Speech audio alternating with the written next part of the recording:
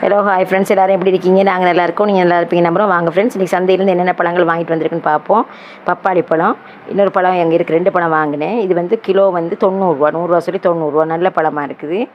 இது வந்து மரத்தில் பழுத்த புளி வாழைப்பழம் பாருங்கள் ஃப்ரெண்ட்ஸ், 80 கிலோ.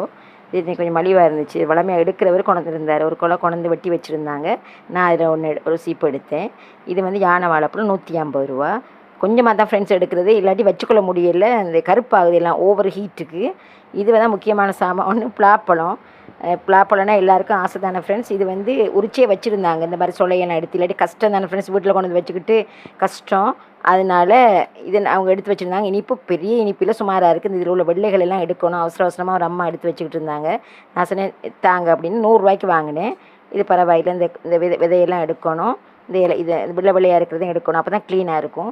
இனிப்பு பரவாயில்லாமல் இருக்குது ஃப்ரெண்ட்ஸ். ஓகே ஃப்ரெண்ட்ஸ், இந்த வீடியோ பிடிச்சிருந்தா லைக் பண்ணுங்கள், ஷேர் பண்ணுங்கள், மறக்காமல்